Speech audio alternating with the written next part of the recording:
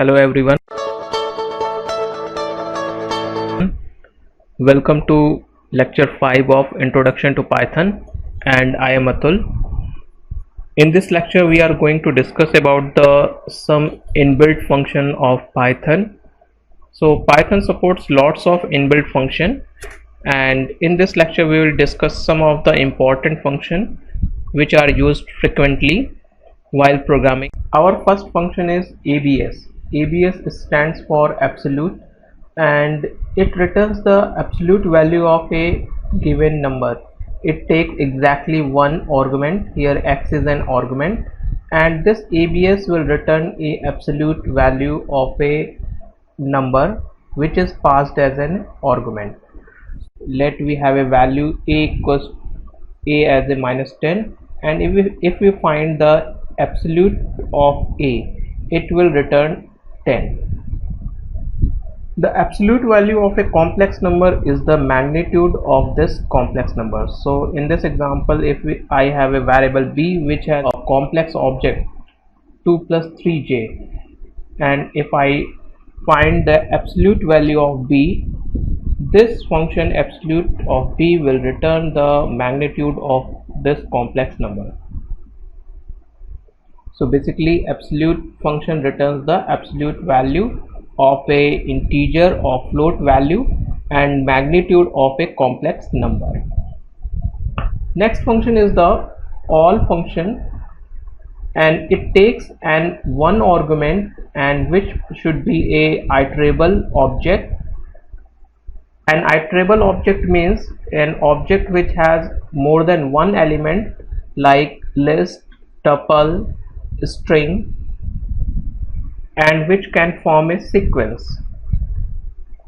So if all the elements of this iterable object are evaluated to true, so this all function will return you true value, and if any of the iterable objects elements are false, this all function will return you false value. And if you provide an empty iterable object, this all function will return you a true value.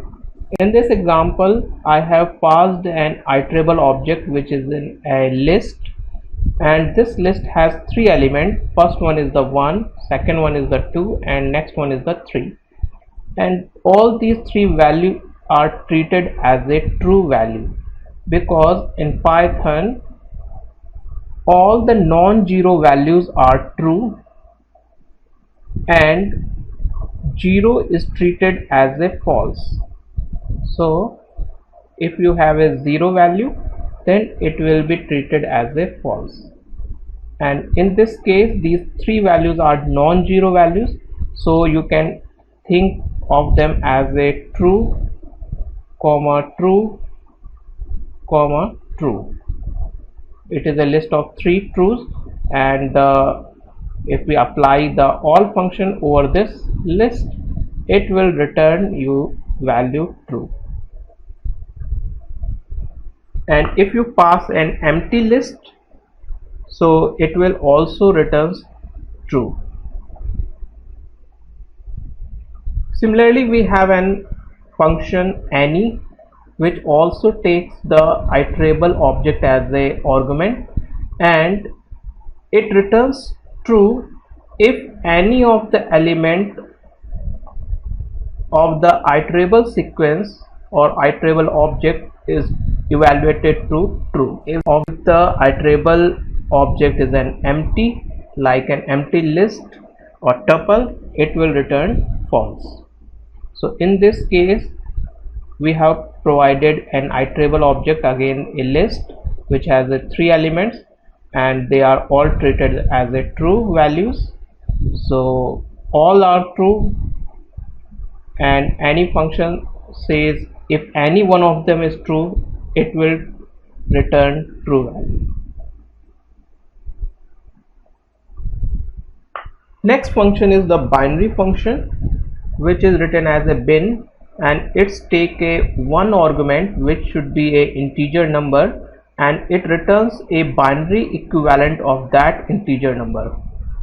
The return value is a binary string actually, which is suffixed with 0b to show it as a binary value.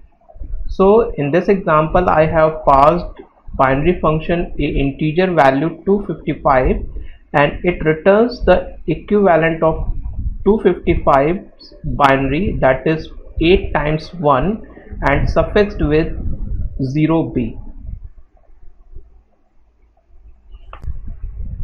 Next function is the chr, which takes exactly one argument, which is the Unicode value actually, and this returns the string representing a character whose Unicode we have provided here. So this will return a character string whose Unicode we have provided. Let's see an example. In this example I have passed the chr function a value 97, which is the Unicode of small a. So this function will return small a as a string, and if I pass this chr function a value 65, which is the Unicode of capital A. Next function is the complex function, which takes exactly two arguments. First part is called real part and second part is imaginary part. So whenever you see this type of syntax in books or internet, that means this function takes these argument as an optional argument. That means you can omit these argument also. So if we provide it a two value, first value will be treated as the real part and second value will be treated as the imaginary part. So this will return you a complex number 2 plus 3j, and if you do not provide any of them, that is if you do not provide the real part as well as imaginary part, it will return you a 0j, which is a complex number. If you just provide a real part only, then this will return you the real part plus 0j as a imaginary part. Next function is the dictionary function, which takes two arguments. First one is a iterable object and second one can be a keyword argument. This double star is known as a variable length keyword argument. So we will see this thing while discussing function. So this dictionary function will create a dictionary using this iterable sequence, and if you provide the variable length keyword arguments. Let's see an example. In this example I have provided the dictionary function the four keyword arguments. First one is the a, second one is the b, which is having a value 2, next one is the c equals to 3 and d is assigned to 4. So these are the keyword arguments which has a value 1, 2, 3 and 4 respectively. So this will return you a dictionary where the variables are treated as a key of the dictionary and the keyword arguments value are treated as a value of that key value. I have passed a iterable object which is a list, and this list contains three tuple elements and each tuple has exactly two elements. First element will be treated as a key and second element will be treated as a value of respective key. So it will return you a dictionary object. Let's see another example. In this example I have passed a dictionary object as well as I have passed three keyword arguments along with this dictionary object. So this will also create a new dictionary object having the old dictionary objects element as well as keyword arguments. with their respective value. So these are the three ways we can use the dictionary function. Next function is the enumerate function. It takes two argument. First one is the iterable object and second one is a start which default value is set to 0. That means if you do not provide any value to start, it will take a 0 as a default. And this enumerate function will return you a enumerate object, which is actually a iterable sequence. I have passed one list as a iterable object and I have given the start a value 1. So this enumerate object will return me an enumerate object with starting index from 1. So its answer will be like 1, 10, 2, 20, 3, 30. And if you provide this value as a 2, this will start indexes from 2 and this will be 3 and this will be 4. And if you do not provide this value, the default value is 0, so the first element will be assigned value 0 index, second one will be assigned the index 1 and next element will be assigned value 2.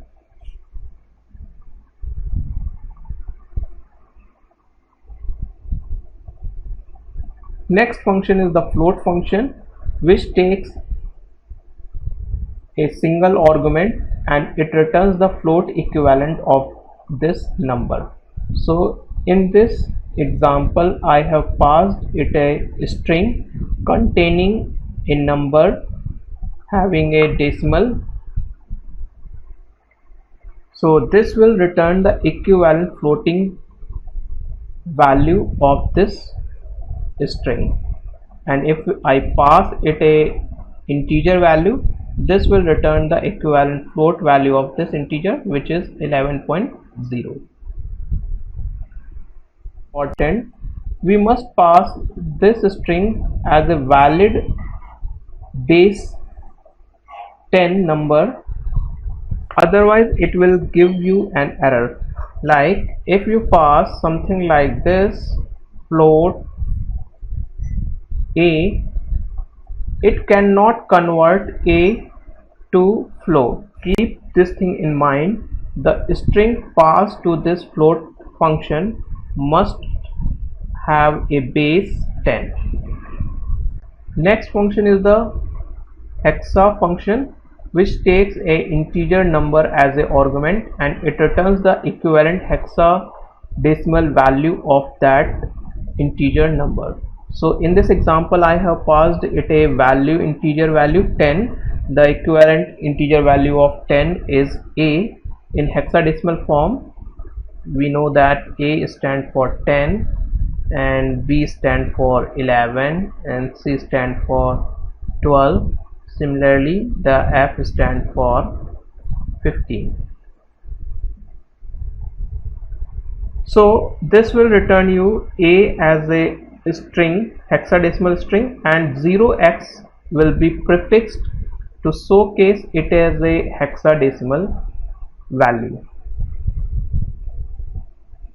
Next function is the id function, which returns the integer identifier of an object. It is always a unique and constant value for each and every object throughout its lifetime. Let's see an interesting example. In this example I have taken two variables a and b, which are assigned the values 10, which are same. So in this case Python interpreter does some optimization, that means it saves some memory by allocating just single object 10 in memory and these two variables a and b will point to this single object. So in this case, if I find the ID of A and ID of B, both will be the same value because both A and B are pointing to the same object. But this optimization is only true for a very small range of value which start from -5 to 256. Next function is the integer function, which returns the equivalent integer value of passed value or string. Important thing is that the passed string must be convertible to a base 10 value, that is integer, otherwise it will give you an error.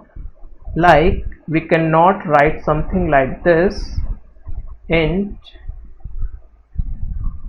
10.3. it is invalid and it will give you an error, while this will not give you any error, because in this case the Python interpreter cannot convert this string into base 10, but it can convert a floating value to a base 10 value and it will return you value 10.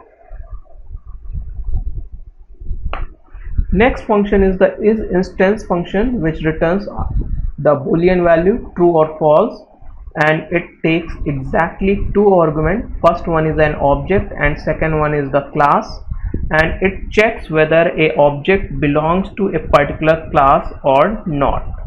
So if you want to know whether a value belongs to a particular class or not, just write the object and write the class, and if this value or object belongs to this class, then it will return you a value true, otherwise it will return you false. Next function is len function, which returns the length of a sequence or a collection. So basically it counts the total number of elements or items in a sequence, which could be a string, a tuple, a list, or a range, or a collection, which could be a dictionary or a set. So in this example I am passing this len function a list.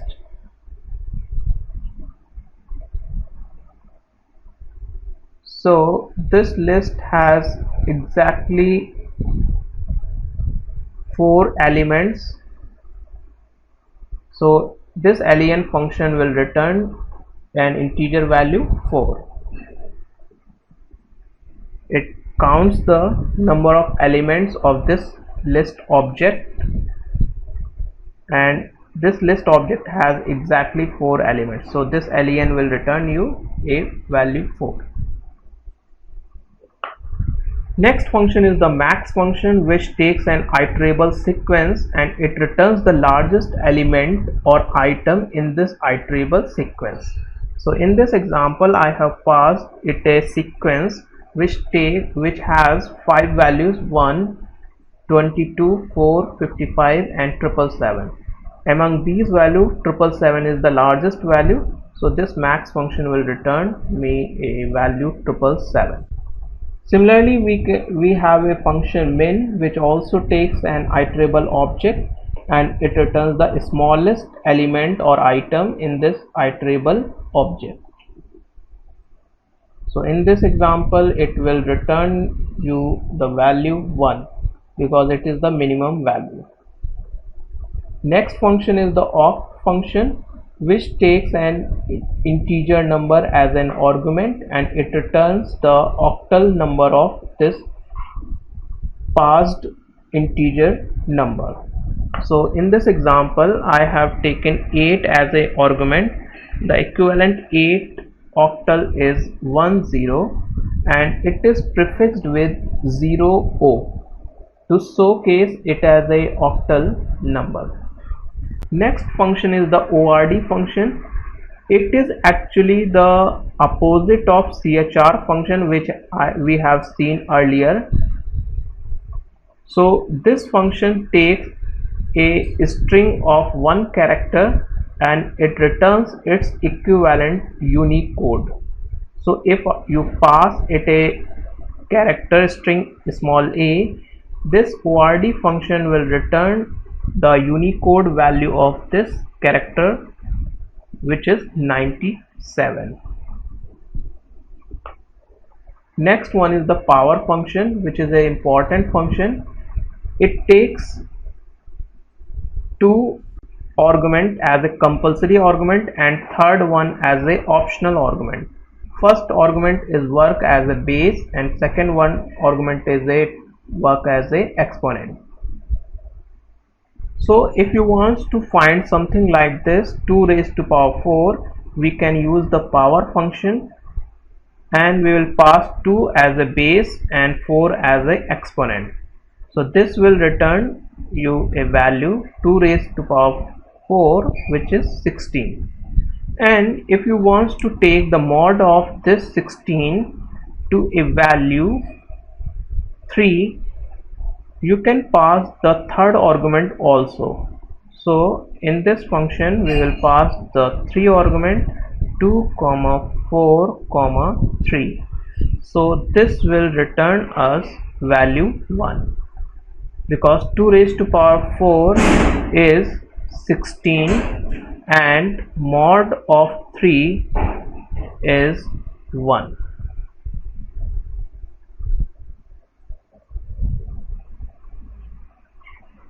So if you do not provide the third argument, it will just calculate the base raised to exponent, which is equivalent to this exponent operator.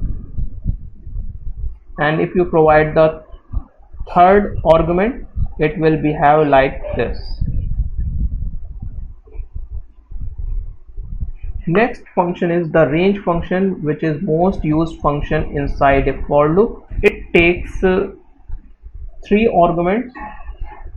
The first and the last arguments are optional, that means you can omit them, but this mid argument, which is a stop value, it is a compulsory argument.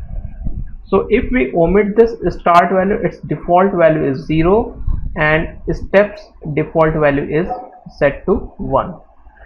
This range function will return an immutable sequence of integer elements starting from 0 up to stop -1. So let's take an example.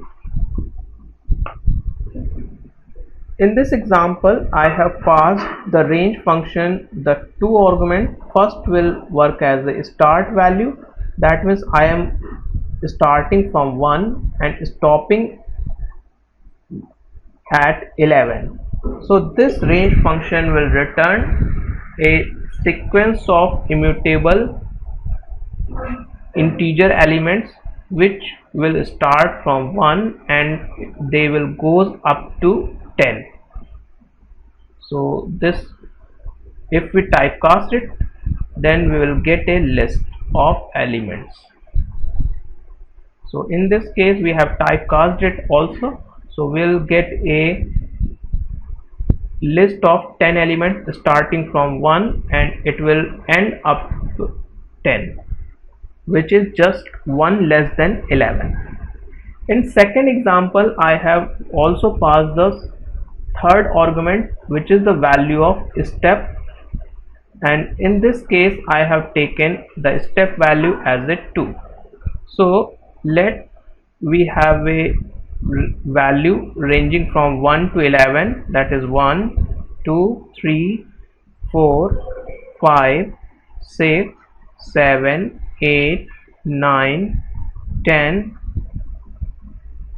and it starts from 1 and it takes step as a +2. That means after 1 we will go directly to the third element, and after third we'll go to the fifth value, and this after fifth we'll go to the seventh, and after this seventh we will go to the ninth. And if we add +2 to it, we will go to the 11 value, which is not present here. So the correct answer of this is 1, 3, 5, 7 and 9. And again I have typecast it, so it will give you an list.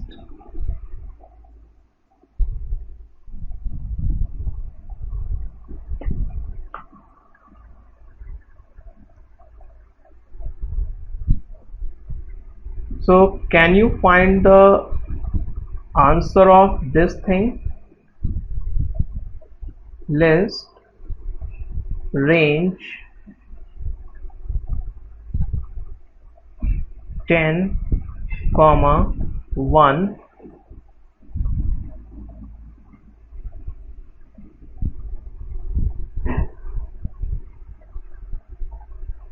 So you will get an empty list, because by default step value is +1, and if it starts from 10 and it is going to 1, that means it is decreasing, but you are using +1 as a step, so this will return you a empty list.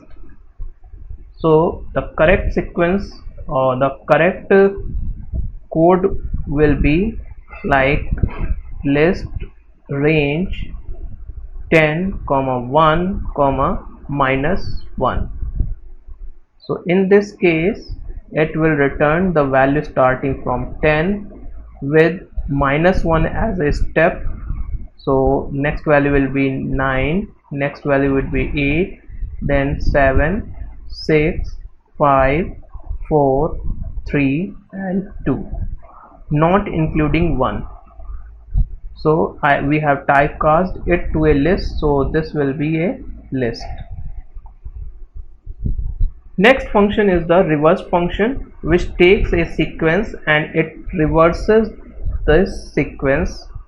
So in this case I have passed it a list object and it has 5 elements. So reverse function will return a iterator in reverse manner. So I have also typecast it to list, so the answer will be in list format. Next one is a sorted function. It takes iterable as a compulsory argument and it takes two other keyword arguments, which first one is the key, whose default value is none, and next value or argument is reverse, whose default value is set to false. In Python, none means there is no value, there is absence of value, even it does not mean 0 also. So this sorted function will return you a new sorted list. Let's take an example. So in this example I have passed a list which is having 4 elements. All of them are string and they are of different length. First string is of 2 character, second string has 3 character, and third string is having 4 character, and the last string is having exactly 1 character length. So this keyword argument key takes a function as a default value, and if I pass it a len function, so this sorted function will return me this iterable object according to the length of this iterable object's element. So first element has 2 elements, second one has 3 elements, and next one has 4 elements, and last one has exactly 1 element. So if we sort it, then this will come first then this will come as a second, and this will come as a third element, and this will come as a fourth element of this sorted list.